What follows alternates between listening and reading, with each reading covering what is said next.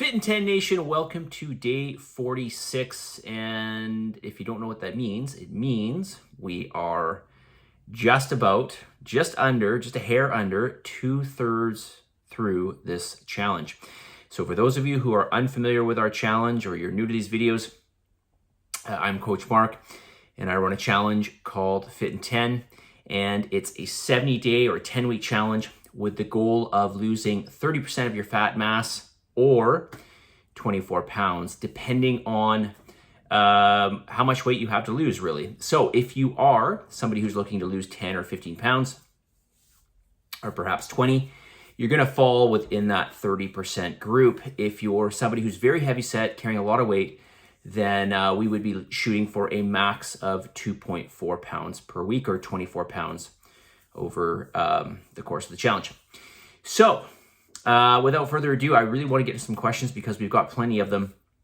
Before I do that, I want to remind you that this whole thing is a process and it's not about being perfect. Although I am really happy when people send me their food journals and things are looking good. I am really happy when people are checking off all the check boxes when it comes to, cardiovascular work or their strength training workouts. This is all obviously very, very positive. But it is obviously the case that there's going to be times where we have unforeseen circumstances. Things happen in life and we just end up falling off the horse. The key is, though, to get back on the horse as soon as you can and to keep moving forward. And ultimately, and only you know this, you can't let certain excuses get in the way of allowing you to pursue the goals that you really want to pursue. I'm a big fan of the saying, where there's a will, there's a way. And, if the will is strong enough, I think you'll find a way. Now, again, that's not to say that things don't happen in life. Certainly there are unforeseen circumstances. And there are days, listen, where you're just not going to feel the same. All right. You're going to feel, whatever, less confident, less energetic, down, whatever it may be. And you may not feel like doing the things that you want to do, but I'm going to really encourage you to push through those times. Okay, even if it's only doing a portion of what you're supposed to do. And we talked about this in our last team meeting or family meeting, where I said, listen, if you're dreading doing the cardio because it's half an hour, then do 10 or 15 minutes of it and do the hardest portion of the cardio. Or if it's if you're struggling with your food intake, find something that you can be consistent with and then maintain that. And as always, reach out to me if you're having a hard time setting goals for this. But we have to start somewhere. And of course, the biggest thing when you're working towards any kind of goal is being consistent with the right things or the right thing. Generally, it's multiple things. So we need to build that consistency, and that's really what it's about. All right. So, question. Homeostasis and body weight or body fat levels. Is there such thing as this? Is there a certain point at which you hit and your body just won't let go of weight? Well, I'm going to be honest with you. I have not actually seen this, but a lot of people make that claim. And something that I want to really throw out there is you need to be very, very careful with your energy input and obviously your energy output.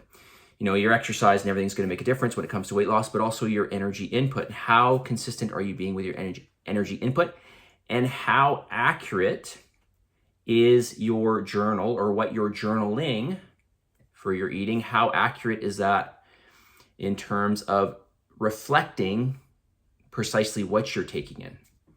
Okay, so a perfect example will be I ate, a homemade bean soup, okay? And the entry for that bean soup is a random entry.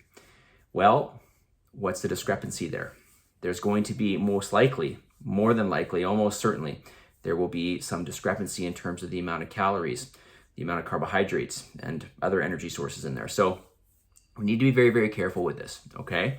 So, but coming back to homeostasis do you reach a point? Do you reach a plateau? Well, certainly you're going to reach a point in your dieting journey where you reach a plateau where your body will not lose any more. And typically that's a time where there will be more taken away. Now, there are times, and this is really coming from a competitive physique background, where we'd actually, there would be key times where we would introduce actually more food.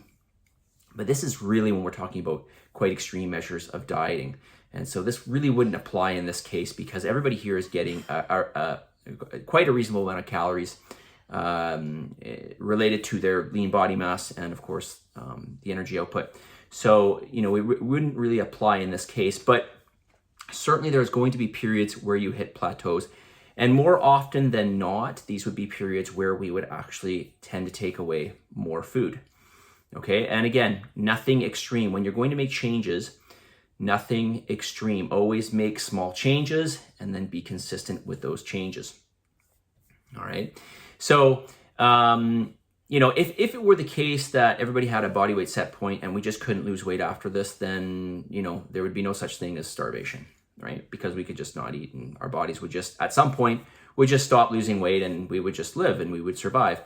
But no, this is not the case. If you don't eat, and I realize this is an extreme example, but your body is just going to dwindle away to nothing and you're going to die. So the same principle can be applied to dieting. That's not to say, as I mentioned, that's not to say that plateaus don't exist. Of course, we already acknowledge that they exist.